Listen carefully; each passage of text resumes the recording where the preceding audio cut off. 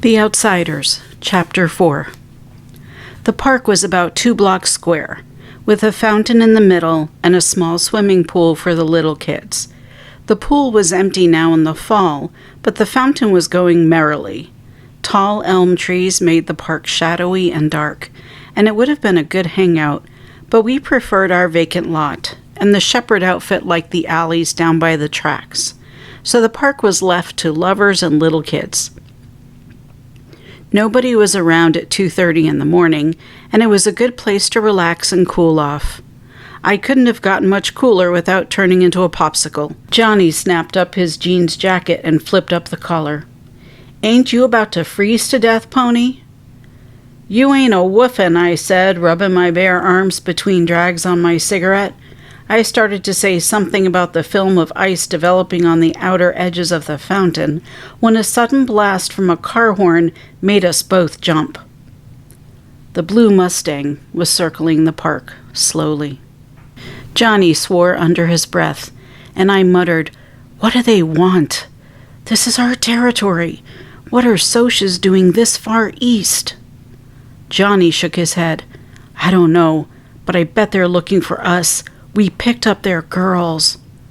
"Oh, glory," I said with a groan. "This is all I need to top off a perfect night." I took one last drag on my weed and ground the stub under my heel. "Want to run for it?" "It's too late now," Johnny said. "Here they come." 5 Socs were coming straight at us, and from the way they were staggering, I figured they were reeling pickled. That scared me. A cool, deadly bluff could sometimes shake them off, but not if they outnumbered you 5-2 and were drunk. Johnny's hand went to his back pocket, and I remembered his switchblade. I wished for that broken bottle. I'd sure show them I could use it if I had to. Johnny was scared to death. I mean it. He was as white as a ghost, and his eyes were wild-looking, like the eyes of an animal in a trap. We backed against the fountain, and the Socs surrounded us. They smelled so heavily of whiskey and English leather that I almost choked. I wished desperately that Derry and Soda would come along hunting for me. The 4 of us could handle them easily, but no one was around, and I knew Johnny and I were going to have to fight it out alone. Johnny had a blank, tough look on his face. You'd have had to know him to see the panic in his eyes. I stared at the Socs coolly. Maybe they could scare us to death, but we'd never let them have the satisfaction of knowing it. It was Randy and Bob and 3 other Socs, and they recognized us. I knew Johnny recognized them. He was watching the moonlight glint off Bob's rings with huge eyes. "Hey, what do you know?" Bob said a little unsteadily. "Here's the little greasers that picked up our girls. Hey, greasers!" "You're out of your territory," Johnny warned in a low voice. "You'd better watch it." Randy swore at us, and they stepped in closer. Bob was eyeing Johnny. "Nup, pal, you're the ones who'd better watch it. Next time you want a broad, pick up your own kind. Dirt." I was getting mad. I was hating them enough to lose my head. "You know what a greaser is?" Bob asked. "White trash with long hair." I felt the blood draining from my face. I've been cussed out and sworn at, but nothing ever hit me like that did. Johnny Cake made a kind of gasp, and his eyes were smoldering. "You know what a Soc is?" I said, my voice shaking with rage. "White trash with Mustangs and Madras." And then, because I couldn't think of anything bad enough to call them, I spit at them. Bob shook his head, smiling slowly. "You could use a bath, greaser, and a good working over, and we've got all night to do it. Give the kid a bath, David." I ducked and tried to run for it, but the Soc caught my arm and twisted it behind my back and shoved my face into the fountain. I fought, but the hand at the back of my neck was strong, and I had to hold my breath. I'm dying, I thought, and wondered what was happening to Johnny. I couldn't hold my breath any longer. I fought again desperately, but only sucked in water. I'm drowning, I thought. They've gone too far. A red haze filled my mind, and I slowly relaxed. The next thing I knew, I was lying on the pavement beside the fountain, coughing water and gasping. I lay there weakly, breathing in air and spitting out water. The wind blasted through my soaked sweatshirt and dripping hair. My teeth chattered unceasingly, and I couldn't stop them. I finally pushed myself up and leaned back against the fountain, the water running down my face. Then I saw Johnny. He was sitting next to me, one elbow on his knee and staring straight ahead. He was a strange greenish white, and his eyes were huger than I'd ever seen them.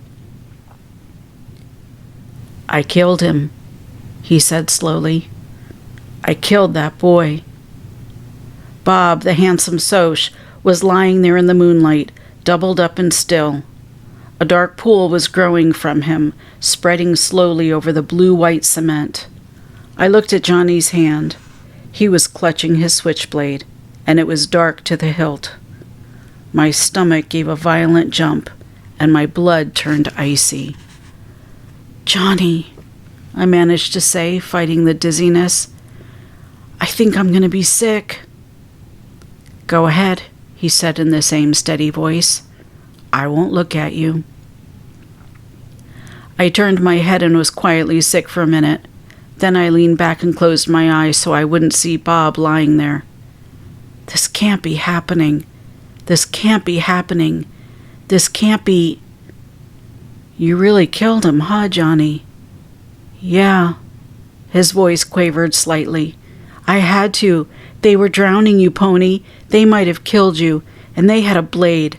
They were going to beat me up." I swallowed. "Like they did before?"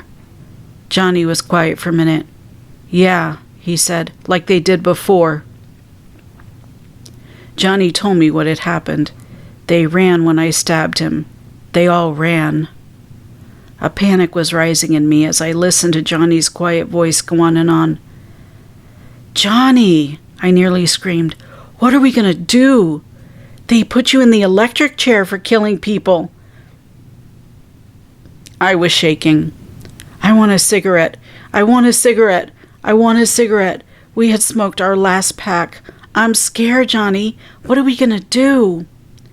Johnny jumped up and dragged me up by my sweatshirt.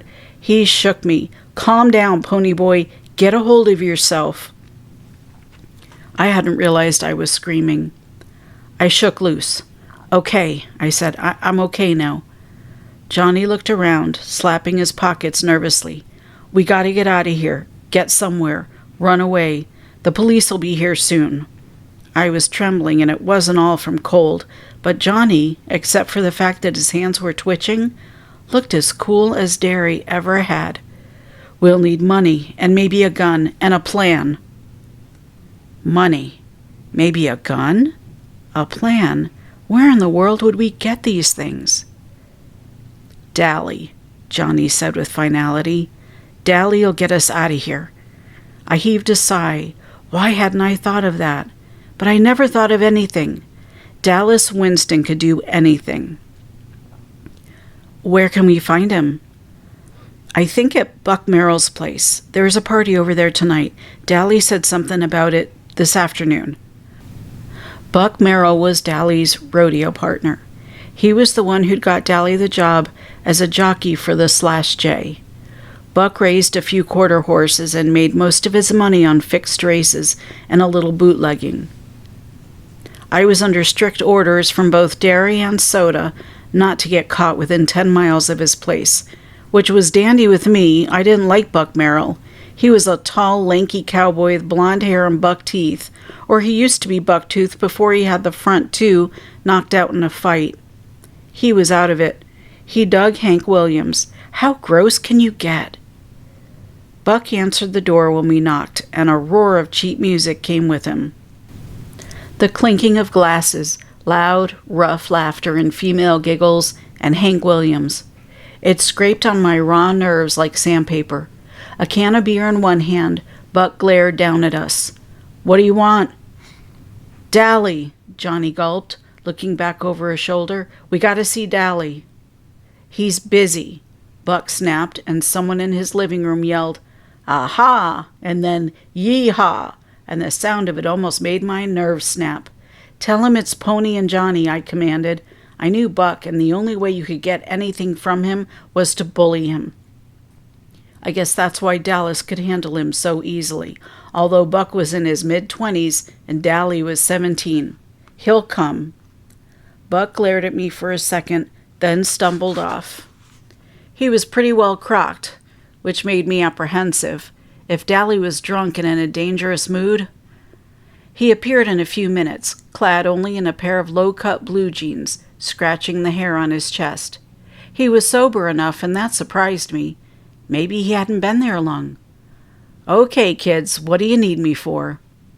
As Johnny told him the story, I studied Dally, trying to figure out what there was about this tough-looking hood that a girl like Cherry Valance could love.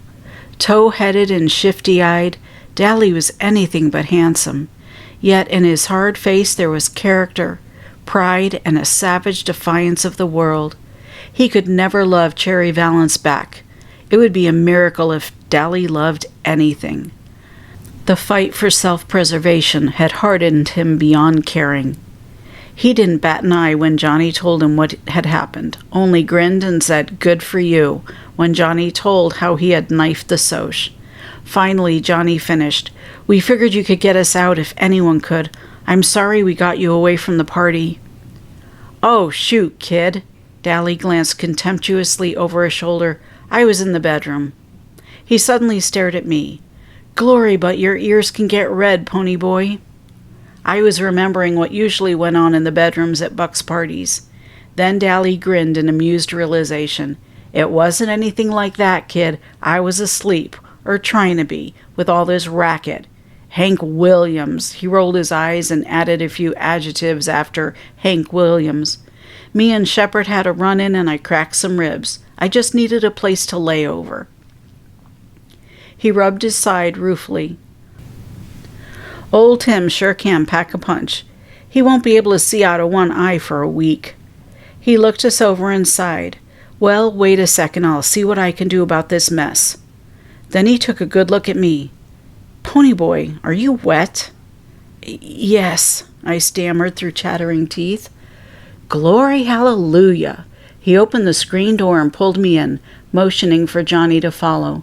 "You'll die of a pneumonia before the cops ever get you."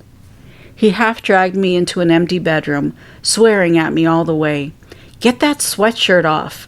He threw a towel at me. "Dry off and wait here. At least Johnny's got his jeans jacket. You ought to know better than to run away in just a sweatshirt, and a wet one at that. Don't you ever use your head?" He sounded so much like Derry that I stared at him. He didn't notice, and left us sitting on the bed. Johnny lay back on it. Wish I had me a weed. My knees were shaking as I finished drying off, sitting there in my jeans. Dally appeared after a minute. He carefully shut the door. "Here." He handed us a gun and a roll of bills. "The gun's loaded. For Pete's sake, Johnny, don't point the thing at me." "Here's $50.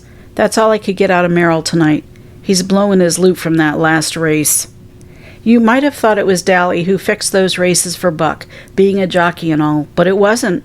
The last guy to suggest it lost 3 teeth. It's the truth. Dally rode the ponies honestly and did his best to win. It was the only thing Dally did honestly. "Pony, do Derry and Soda Pop know about this?" I shook my head. Dally sighed. "Boy, howdy, I ain't itching to be the one to tell Derry and get my head busted." "Then don't tell him," I said. I hated to worry Soda Pop, and would have liked to let him know I had gotten this far okay, but I didn't care if Derry worried himself gray-headed.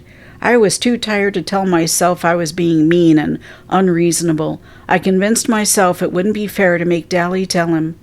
Derry would beat him to death for giving us the money and the gun and getting us out of town. "Here." Dally handed me a shirt about 60 million sizes too big. "It's Buck's. You and him ain't exactly the same size, but it's dry." He handed me his worn brown leather jacket with the yellow sheep's wool lining. "It'll get cold where you're going, but you can't risk being loaded down with blankets." I started buttoning up the shirt. It about swallowed me. "Hop the 3:15 freight to Windricksville," Dally instructed. "There's an old abandoned church on top of Jay Mountain. There's a pump in back, so don't worry about water. Buy a week's supply of food as soon as you get there, this morning, before the story gets out, and then don't so much as stick your noses out the door. I'll be up there as soon as I think it's clear." Man, I thought New York was the only place I could get mixed up in a murder rap. At the word murder, Johnny made a small noise in his throat and shuddered. Dally walked us back to the door, turning off the porch light before we stepped out. "Get going." He messed up Johnny's hair. "Take care, kid," he said softly. "Sure, Dally, thanks." And we ran into the darkness. We crouched in the weeds beside the railroad tracks, listening to the whistle grow louder. The train slowed to a screaming halt. "Now," whispered Johnny. We ran and pulled ourselves into an open boxcar. We pressed against the side, trying to hold our breath, while we listened to the railroad workers walk up and down outside. One poked his head inside and we froze, but he didn't see us, and the boxcar rattled as the train started up. "The first stop will be Windricksville," Johnny said, laying the gun down gingerly. He shook his head. "I don't see why he gave me this. I couldn't shoot anybody." Then, for the first time, really, I realized what we were in for. Johnny had killed someone. Quiet, soft-spoken little Johnny, who wouldn't hurt a living thing on purpose, had taken a human life. We were really running away, with the police after us for murder and a loaded gun by our side. I wish we'd asked Dally for a pack of cigarettes. I stretched out and used Johnny's legs for a pillow. Curling up, I was thankful for Dally's jacket. It was too big, but it was warm. Not even the rattling of the train could keep me awake, and I went to sleep in a hoodlum's jacket with a gun lying next to my head. I was hardly awake when Johnny and I leaped off the train into a meadow. Not until I landed in the dew and got a wet shock did I realize what I was doing. Johnny must have woke me up and told me to jump, but I didn't remember it. We lay in the tall weeds and damp grass, breathing heavily. The dawn was coming. It was lightening the sky in the east. An ray of gold touched the hills. The clouds were pink and meadowlarks were singing. This is the country, I thought, half asleep. My dreams come true, and I'm in the country. Blast it, pony boy. Johnny was rubbing his legs. You must have put my legs to sleep. I can't even stand up. I barely got off that train. I'm sorry. Why didn't you wake me up? That's okay. I didn't want to wake you up until I had to. Now, how do we find Jay Mountain? I asked Johnny. I was still groggy with sleep and wanted to sleep forever right there in the dew and the dawn. Go ask someone. The story won't be in the paper yet. Make like a farm boy taking a walk or something. I don't look like a farm boy, I said. I suddenly thought of my long hair combed back and the slouching stride I used from habit. I looked at Johnny. He didn't look like any farm boy to me. He still reminded me of a lost puppy who'd been kicked too often, but for the first time I saw him as a stranger might see him. He looked hard and tough because of his black t-shirt and his blue jeans and his jacket, and because his hair was heavily greased and so long. I saw how his hair curled behind his ears, and I thought, we both need a haircut and some decent clothes. I looked down at my worn, faded blue jeans, my too big shirt, and Dally's worn-out jacket. They'll know we're hoods the minute they see us, I thought.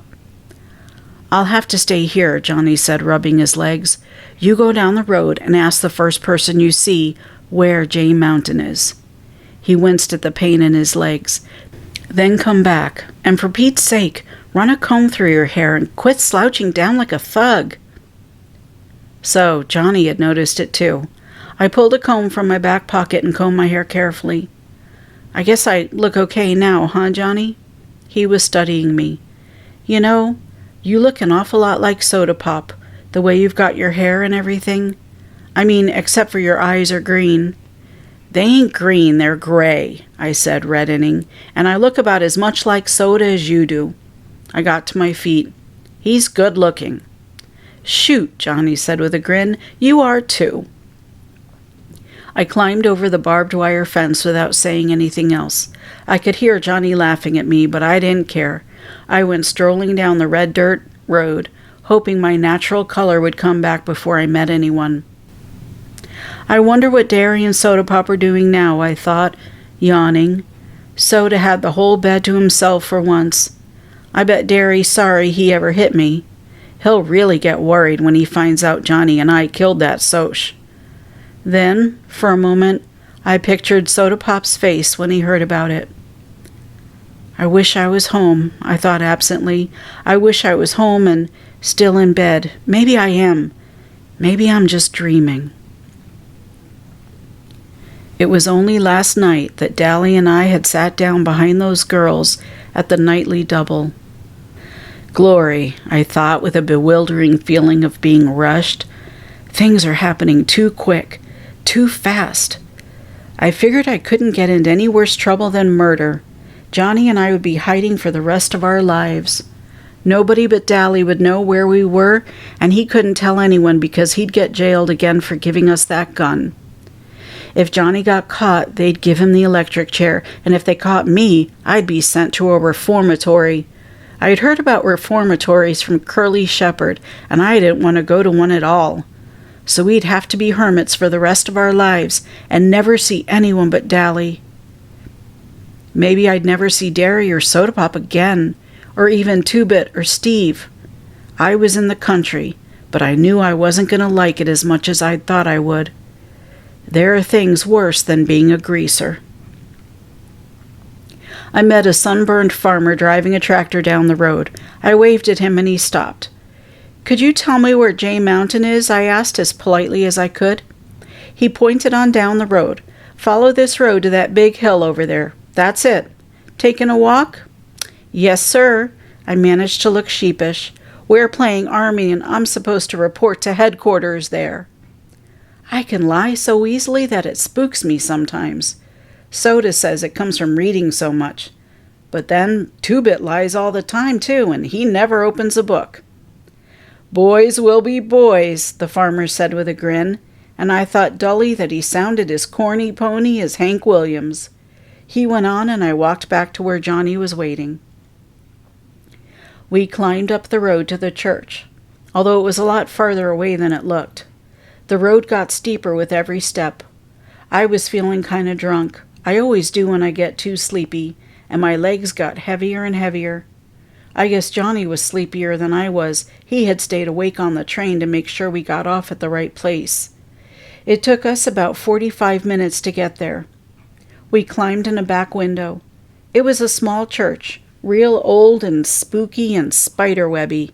It gave me the creeps. I'd been in a church before. I used to go all the time, even after Mom and Dad were gone. Then one Sunday I talked to Soda into coming with Johnny and me. He didn't want to come unless Steve did, and Two-Bit decided he might as well come too. Dally was sleeping off a hangover and Derry was working. When Johnny and I went, we sat in the back, trying to get something out of the sermon and avoiding the people, because we weren't dressed so sharp most of the time. Nobody seemed to mind, and Johnny and I really liked to go. But that day, well, Soda can't sit still long enough to enjoy a movie, much less a sermon.